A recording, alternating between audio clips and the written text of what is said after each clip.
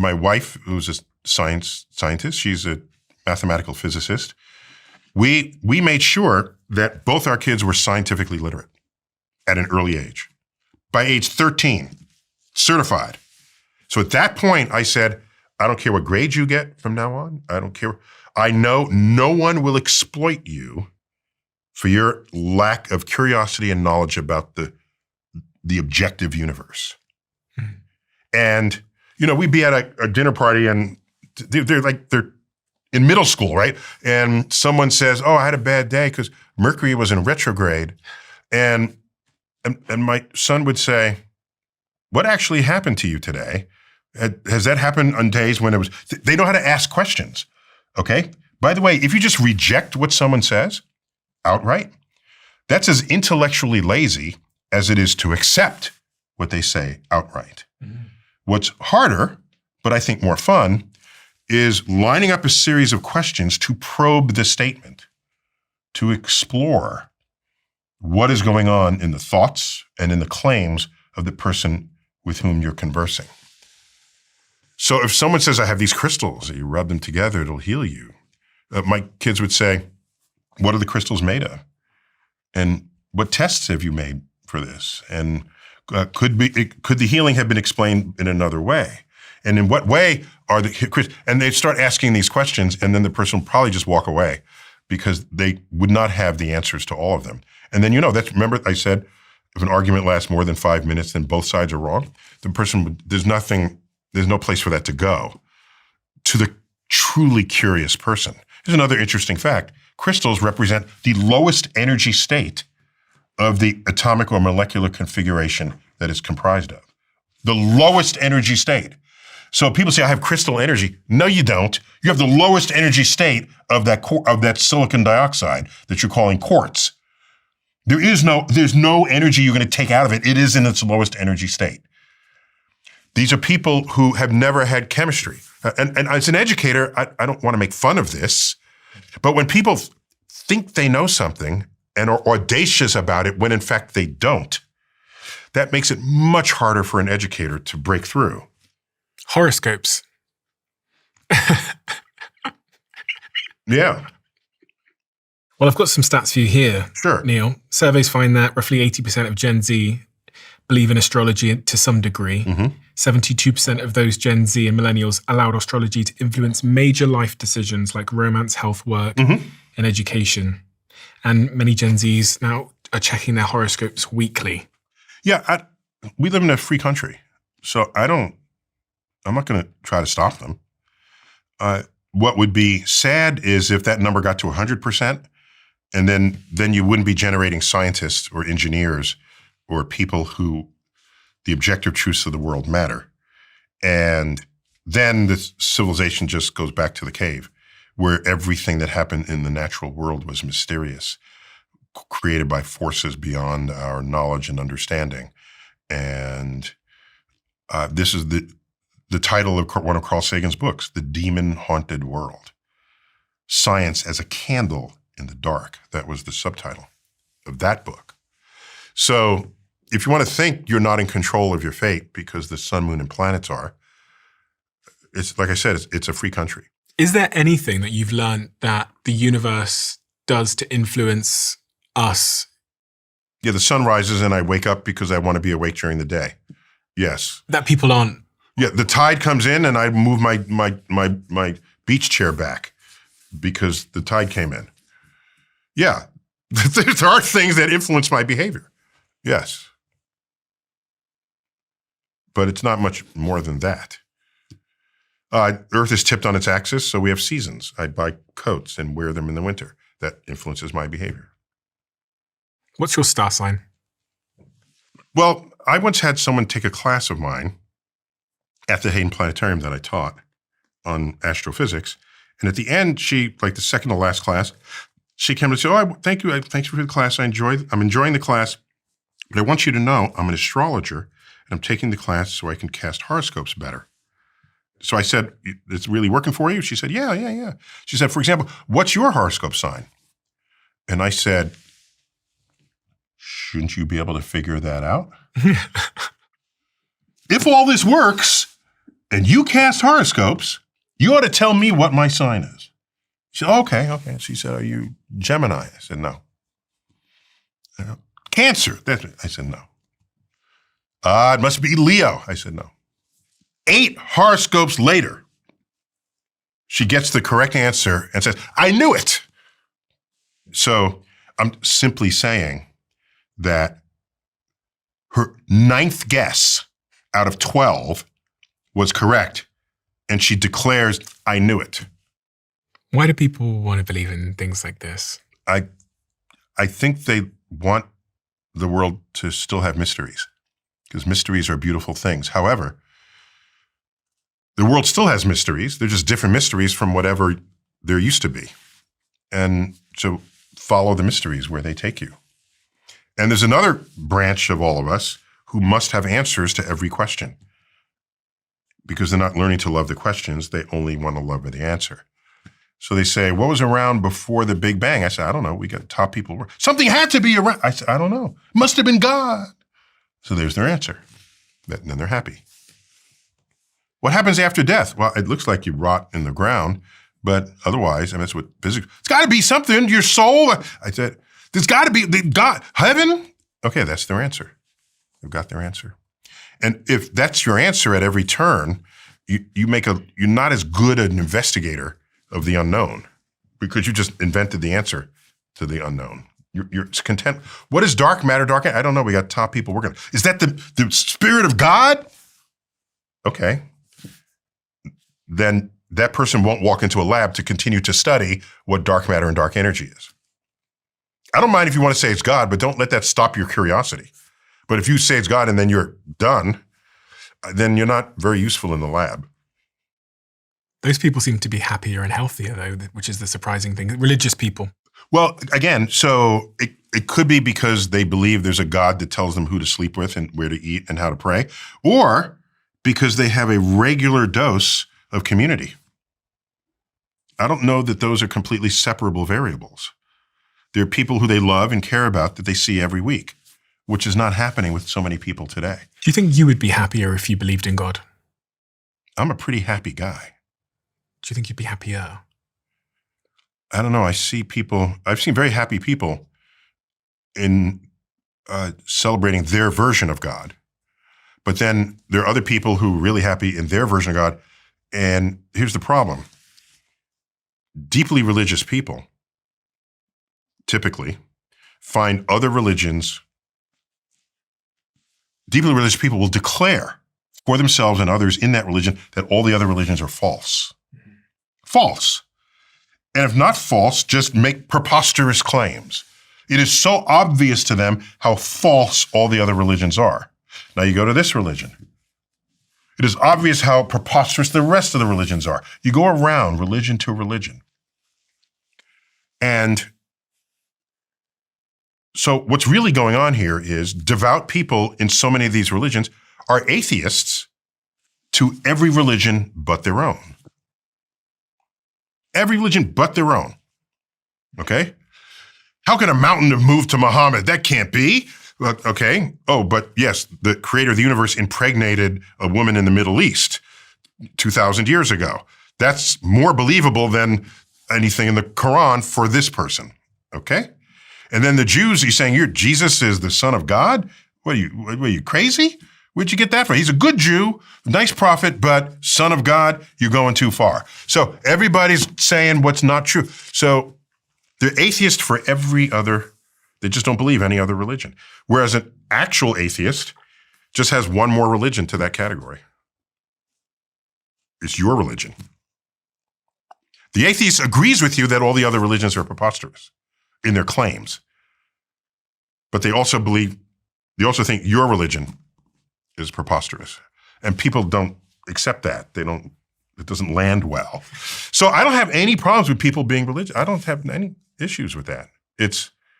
I don't try to impose other people try to do it. I've seen them do this. I have a quote where I'm misquoted just because they want me on their side. Okay, you ready? It's a simple quote. If every time I tell you science doesn't understand it. And you say, well, God must be that. God made the universe because God made life because we don't know how to make life yet. God, if that is your definition and understanding of God, then as science progresses, it will solve these questions, pushing the God back outward to places that have yet to be discovered. And so the quote is, if to you God is where science has yet to tread, then God is an ever-receding pocket of scientific ignorance. That references what philosophers have called God of the gaps. It goes way back, thousands of years. If we don't understand it, there's a God. The storm is Poseidon, okay? Lightning bolt struck, it's Zeus, all right? That's God of the gaps. God of the gaps is a time-honored exercise in human civilization. And all I'm saying is that statement is objectively true because it's an if statement. If to you God is where science has yet to tread, then as science continues to tread, you're a shrinking pocket of scientific, that's your God. Okay? It's not an opinion. That's a statement of an if statement, the consequences of an if statement. I've had people take the second half and put it on a t-shirt.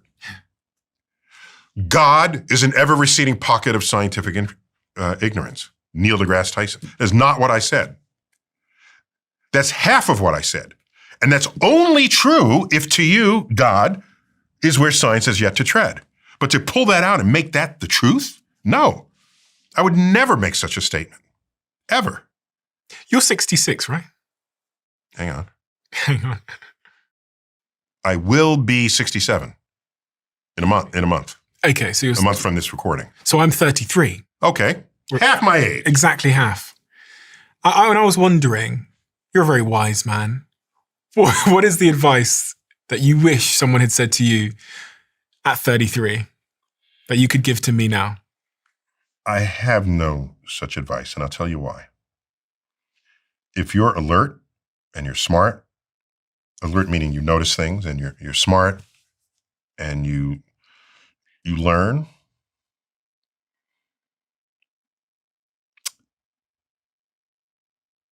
living life itself is the lesson.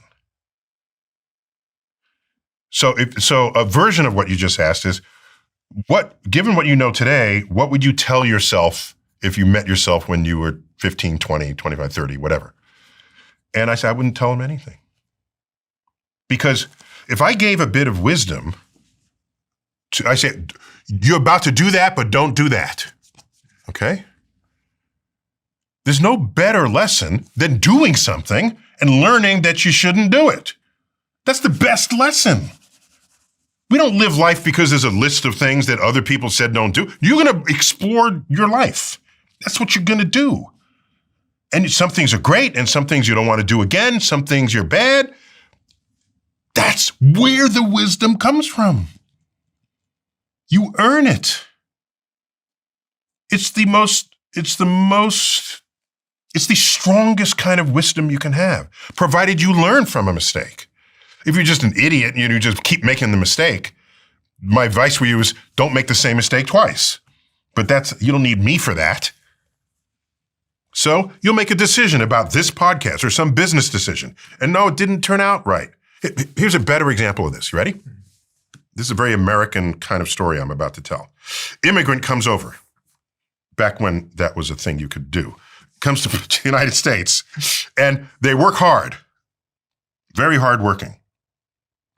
They first sweep the street in front of a storefront, and then they're in the store and they learn the trade. And then the owner dies and they take over the trade. And they're working hard and they're scrapping and then they buys the adjacent store and they build the thing and then he moves and he lives in a big house and he has kids. Okay? And he says to himself,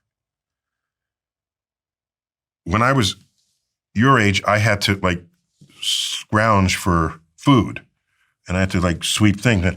And I want to make sure my kids don't have to do that. I want to make sure they don't have to do that. Okay? So you provide things for them. So they don't have to do this. And now they grow up and they're adults and they're deadbeats. They have no motivation. They have no ambition. They have no vision statement because everything got handed to them. And what does the adult say to the kids? Where did I go wrong? I gave you everything I didn't have.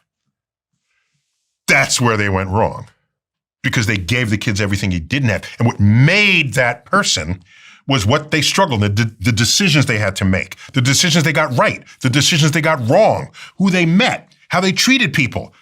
This is life experience. And it doesn't come on a bumper sticker. It doesn't come on a, what's the secret? Just like going to someone's home and one of the hosts is actually a trained chef, right? And maybe worked in a restaurant and they prepare this exquisite meal. And you said, this is delicious. What's your secret? Oh, the secret? I went to chef school for 6 years. That's the secret. You're thinking this is one sentence I could tell you and then that'll make everything better. No. Just stay alert, learn new stuff every day, and learn from your mistakes, because those lessons are greater than someone just telling you to not do it. Then you have no such life experience to build into the wisdom that you want to acquire in the years to come. My last question for you is, and I hear it. I didn't think you'd ever have a last question. No, yeah. I mean, for now, I should say my last question for now. But my last question for now, and I kind of hear it in between some of the things you say, is, and I've just moved here, so I've just moved to Los Angeles. How do you feel about America right now? Well, it's a free country, and we vote in our leaders. And right now, there's a whole set of people in charge that are doing different things from what had happened in previous years, previous leaderships, even previous leaders of that same political party. What's going on is very different from anything that I think people would have predicted. A lot of people like complaining about leadership, but we live in a country where we choose our leaders. So we're going to complain about the leadership. You should be complaining about the people, about the electorate. I'm an educator. I've never complained about politicians. They represent people. I was once in the Rayburn office building, Washington, D.C., in the science committee's room, beautifully decorated with science art and sculptures and things. One of the members of the science committee back then was a young Earth creationist. Young Earth creationists. Universe created in 6 days, Earth created in 6,000 years, at most 10,000 years. And I knew he was going to be there. And I thought to myself, do I grab him by the lapels and say, what do you think? You're on a science committee. And then I thought, no. If he thinks that, presumably, so does his electorate. Mm-hmm. They voted him in. And this electorate are fellow citizens, as am I in this country. So I can't indict him. Let me go have a conversation with the folks who voted for him. I said, why do you think this? And he would consider this. And that's my duty as an educator, not to hit anybody on the head who's in Washington. So do we blame the educators and the media people people like me that? No, that's the blame game is, I don't feel that way. My parents, when they showed us the images of the dogs and the water hoses on the protesters in the South, American South, they were never bitter. They said, these people don't know any better. They don't know any differently. We have to talk to them and, teach them. That's very different from saying, holding up your fist, saying, I'm going to fight them because they're my enemy. It's, I want to teach them because they're my fellow citizens. And that's how I feel. So my worry is that there are decisions made that are not in the best interest of the people who voted for those decisions. The longer term implications could be devastating. If you cut basic science feeds engineering feeds economies. And so if you don't think basic science matters because you don't either understand the title of the research or the scientist didn't communicate it interestingly enough, whatever, and you say, this is a waste of money, take it all out, let's just do the engineering, you'll be ossified in place. And is that what's happened? Or happening? We are on the brink of that happening right now. That's correct. The average person has no idea about this. I've tried to, illuminate the public about it. It's easy to say that basic science doesn't matter or can't matter or will never matter because we don't know yet. Right now, it's the centennial decade. So let's go back to the 1920s where quantum physics was developed. If you were around back then, what would you have said? Why are you studying atoms? I can't even see atoms. Don't waste your time. You're a brilliant person. Go work on this other problem that we have in society. And it would take decades. But the information technology revolution has as its core the creation, storage, and retrieval of digital information that can only happen with the exploitation of the quantum. So this decade of science, physics that was discovered, by the 1950s, it was like, whoa, this is some important physics here. No one would have known that at the time. Why? Let me keep going. Was it 1876 Philadelphia Expo? Alexander Graham Bell showcases his new contraption, the telephone. And people say, wow, this is kind of cool. You should read what people wrote about it. This is a great invention. I can imagine there might be one in every city in the future. In this book, that one, yeah. There's a whole chapter called Science and Technology, where I chronicle how people think about the technology of their day and how they always get it wrong when they predict the future. Because foundational science comes in at the bottom and you don't see that coming. And it gurgles its way up. Clever engineers apply it. And then you have an iPad. Neil, thank you so much. Well, thanks for having me back. This is our second time together. It is. You bought out the bookstore here? What'd you do? Yes, we wanted to come prepared. I mean, you write the most incredible books, and you talk in the most incredible ways. I said this to you last time, but you're one of the most incredible storytellers I've ever heard. You make something which is, I really didn't have a huge amount of interest in school, suddenly interesting to us as adults, which is a remarkable thing. So thank you for doing what you do. We do have a closing tradition where the last guest leaves a question for the next guest. Oh, is that right? Yes. Okay. And they don't know who they're leaving it for. The question left for you is, how good are you at knowing what you will regret?